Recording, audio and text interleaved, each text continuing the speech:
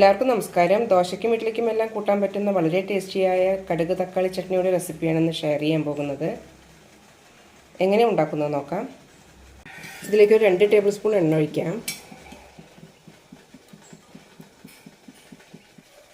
എണ്ണ നന്നായി ചൂടായതിനു ശേഷം മാത്രം കടുക് ഇട്ടാൽ മതി. കടുക് നന്നായി പൊട്ടി കിട്ടണം. കടുക് നന്നായി പൊട്ടിയില്ലെങ്കിൽ ചട്നിയുടെ ടേസ്റ്റിന് ഡിഫറൻ്റ് ആയിരിക്കും. ചൂടായിട്ടുണ്ട്, ഇടാം. 1 ടേബിൾ സ്പൂൺ കടുകാണ് എടുത്തിരിക്കുന്നത്.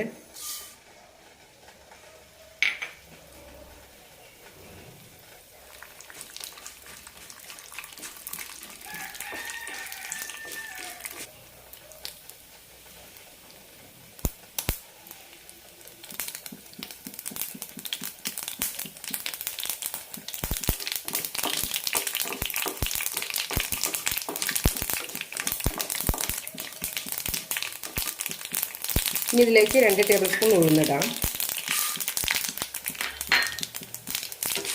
1 മിനിറ്റ് നന്നായി വഴറ്റി കൊടുക്കാം.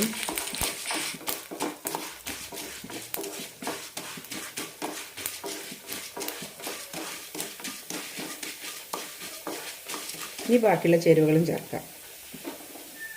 6-7 വെളുത്തുള്ളി അല്ലി ഇടാം. 4 ചുവന്നമുളക്, കറിവേപ്പില നന്നായി വഴറ്റാം.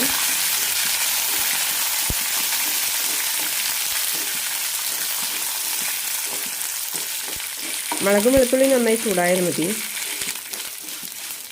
എരിവിനനുസരിച്ച് മുളക് എടുക്കാം. ഇത് അത്യാവശ്യം എരിവുള്ളതായതുകൊണ്ടാണ് 4 എടുത്തിരിക്കുന്നത്. ഇനി ഇതിലേക്ക് തക്കാളി ഇടാം. 3 തക്കാളി എടുത്തിട്ടുണ്ട്.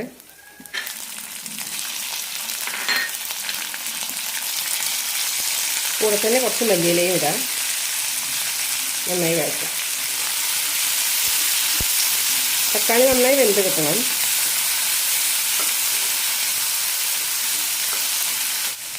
ചട്നിക്ക് ആവശ്യമായ ഉപ്പ് കൂടി ഇടാം.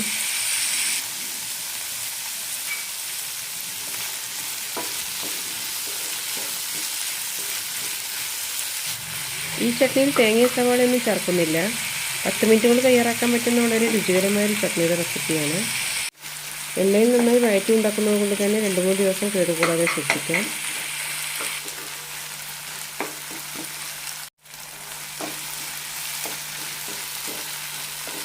തക്കാളിയിൽ നന്നായി വെന്തിട്ടുണ്ട്. ഫ്ലെയിം ഓഫ് ചെയ്ത ശേഷം തണുക്കാനായി വയ്ക്കാം.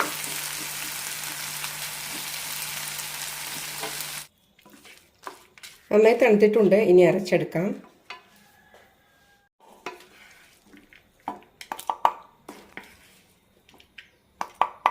അരയ്ക്കുമ്പോൾ വേണമെങ്കിൽ 1-2 ടേബിൾ സ്പൂൺ വെള്ളം ചേർക്കാം.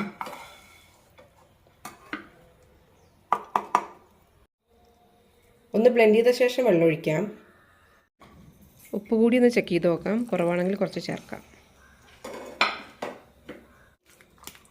ചമ്മന്തി റെഡി ആയിട്ടുണ്ട്. ഇനി ഇതിലേക്ക് താളിച്ചിടേണ്ട ആവശ്യമൊന്നുമില്ല. ഇതേപോലെ തന്നെ സെർവ് ചെയ്യാം.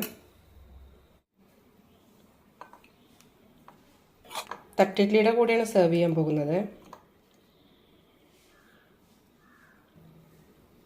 വളരെ ടേസ്റ്റിയായ ചമ്മന്തിയുടെ റെസിപ്പി ഒന്ന് ട്രൈ ചെയ്ത് നോക്കൂ.